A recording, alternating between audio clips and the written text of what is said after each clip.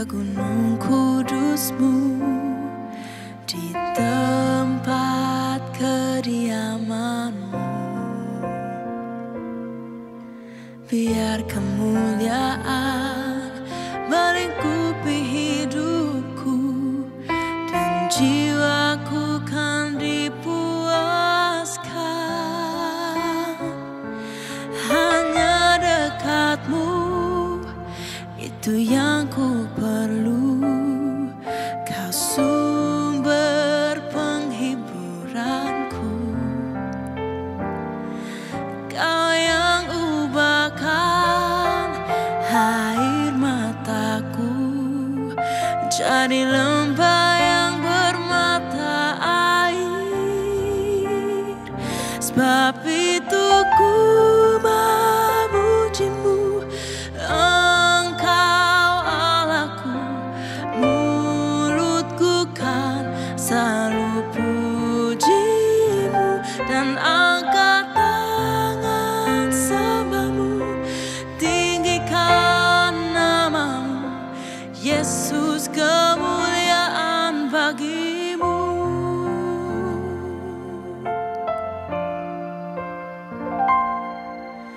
Bawaku ke Gunung Kudus-Mu, di tempat kediaman-Mu. Biar kemuliaan melingkupi hidupku, dan jiwaku kan dipuaskan. Hanya dekat-Mu, itu yang ku perlu. Kau sumber penghiburanku, dan Kau ubahkan air mataku jadi lembah yang bermata air. Sebab itu ku memuji-Mu, Engkau Allahku. Mulutku kan selalu puji-Mu, dan angkat tangan sembah-Mu, tinggikan nama-Mu, Yesus, kemuliaan bagi-Mu. Sebab itu ku memuji-Mu, Engkau Allahku. Mulutku kan selalu puji-Mu, dan angkat tangan sembah-Mu, tinggikan nama-Mu, Yesus, kemuliaan bagi-Mu. Yesus, kemuliaan bagi-Mu.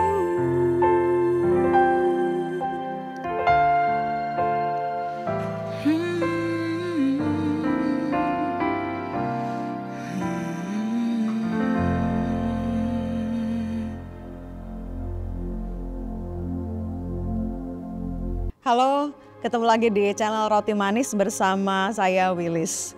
Hari ini kita akan bahas khusus tentang apa sih masalah wanita dengan komunikasi ya. Karena seringkali wanita nih komunikasinya tuh bisa lancar, bisa nggak lancar, bisa bikin tersinggung, bisa bikin baper dan lain sebagainya. Kita belajar bareng-bareng dan melihat sudut pandangnya dari kebenaran firman Tuhan. Menurut buku The Female Brain, bahwa dalam satu hari seorang wanita itu harus mengeluarkan kata-kata sekitar 20.000. Wow, banyak banget ya. Dan di dalam Kejadian 3 ayat 17, nah ini menarik. Lalu firman Allah kepada manusia itu, karena engkau mendengarkan perkataan istrimu dan memakan dari buah pohon yang telah kuperintahkan kepadamu, jangan makan daripadanya, maka terkutuklah tanah karena engkau, dengan bersusah payah engkau akan mencari rezekimu dari tanah seumur hidupmu. Di highlight mendengarkan perkataan istrimu ya. Meskipun mungkin hari ini renungannya specifically untuk para wanita, tetapi para pria juga boleh ya ikut dengerin supaya tahu bagaimana sih sudut pandang wanita dengan cara mereka berkomunikasi. Perkataan itu unik ya, karena perkataan yang salah akibatnya bisa mengakibatkan pikiran dan tindakan yang salah, tetapi perkataan yang benar bisa juga mengakibatkan pikiran dan tindakan yang benar. Jadi tergantung kita mau mengatakan perkataan yang benar atau perkataan yang salah. Dalam kasus tadi Adam dan Hawa, Adam mendengarkan perkataan istrinya, tetapi sayangnya perkataannya salah ya. Akhirnya tindakannya, keputusannya jadi salah. Nah, komunikasi itu merupakan pemindahan pesan dari si pembawa pesan kepada si penerima pesan. Jadi pastikan ketika kita berkomunikasi jangan sampai ada gangguan supaya pesan yang kita mau sampaikan bisa tersampaikan dengan baik, dengan benar, sehingga perkataan yang benar, pesan yang benar akan menghasilkan tindakan bahkan keputusan yang benar. Gangguannya apa sih? Seringkali waktu kita ngobrol ya, satu dicuekin, asal lalu doang, dengar doang, tetapi tidak sungguh-sungguh mendengarkan ya, alias nggak fokus. Gangguan lainnya adalah kita lebih lambat mendengar dan lebih cepat berbicara. Ini kayaknya nggak cuma cewek doang deh, cowok juga ya. Dan gangguan yang lainnya adalah kebanyakan karena opini pribadi. Ketika kita sedang mendengarkan orang lain berbicara, di kepala kita udah punya opini pribadi nih. Dia mah begitulah, ngomongnya pasti begini, begitu, ntar juga hasilnya begini, begitu. Akhirnya pesan yang mau disampaikan, kita tidak dapat menerimanya secara utuh. Kita tidak dapat menerima pesan itu dengan baik. Jadi hindari gangguannya. Dan kemudian fokus kepada isi pesannya ya. Jadi pastikan kalau kita lagi komunikasi baik wanita kepada wanita, wanita kepada pria atau sebaliknya, pastikan isi pesannya tersampaikan dengan baik. Pakailah bahasa-bahasa yang sederhana, nggak usah yang ketinggian tapi orang nggak ngerti, orang nggak paham ya. Pakailah bahasa yang jelas, yang benar, dan tentunya membangun. Seringkali kita pingin yang penting kan benar, tetapi ternyata perkataannya tidak membangun. Yang penting kan jelas, tetapi ternyata perkataannya menyakiti. Nah, ini juga yang harus kita perhatikan ketika kita berkomunikasi. Tujuan komunikasi adalah bahwa kita mau berbagi kepada orang lain. Khususnya ketika kita mau berkomunikasi dengan orang lain, berbicara tentang siapa Kristus, bagaimana tentang kita mau memberitakan Injil, keselamatan Kristus kepada orang lain. Kalau isi pesannya benar, tetapi bungkusannya nggak benar, orang tetap menilainya kayaknya nggak benar deh, ya. Dan kemudian tujuan dari berkomunikasi adalah bisa jadi kita mau menegur orang lain. Dan ketika menegur, orientasinya harus goalsnya, keadaannya menjadi lebih baik, bukan sebaliknya.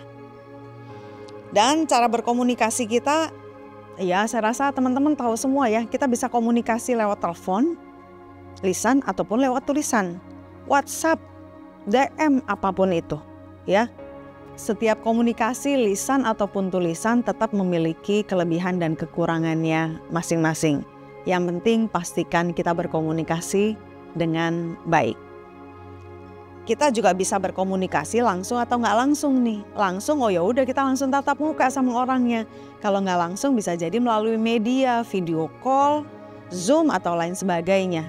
Yang seringkali ketika kita melalui media, di situ pun bisa jadi ada gangguan di sana. Dan perhatikan, respon apa yang kita ingin dapatkan ketika kita sedang berkomunikasi. Jawaban langsung, atau bentuknya adalah komitmen, atau bentuknya konfirmasi, atau jawaban yang pasti, iya atau tidak. Hilangkan dan hindari asumsi. Dan saya selalu punya prinsip adalah over communication better than lack of communication. Mungkin orang pikir, aduh bawel ngomongnya diulang-ulang, tetapi itu jauh lebih baik daripada orang akan memiliki asumsi atau opini pribadi kalau kita tidak mengkomunikasikannya. Dalam Kolose 3 ayat 16, hendaklah perkataan Kristus diam dengan segala kekayaannya di antara kamu, sehingga kamu dengan segala hikmat mengajar dan menegur seorang akan yang lain dan sambil menyanyikan mazmur dan puji-pujian dan nyanyian rohani. Kamu mengucap syukur kepada Allah di dalam hatimu. Jadi ketika kita mau mengeluarkan perkataan-perkataan yang baik, hal pertama yang harus kita perhatikan, biarlah perkataan Kristus diam, tinggal di dalam kita. Sehingga perkataan yang keluar dari mulut kita adalah perkataan-perkataan yang membangun, perkataan-perkataan bahkan yang menyembuhkan luka orang lain. Para wanita perhatikan ya, kenapa saya fokuskan khusus wanita? Ya karena tadi faktanya wanita harus mengeluarkan perkataan dalam satu hari 20.000. Banyak banget ya.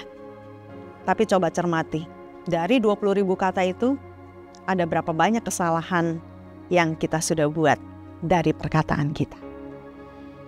Matius 12 ayat 36, tetapi aku berkata kepadamu, setiap kata sia-sia yang diucapkan orang harus dipertanggungjawabkan pada hari penghakiman.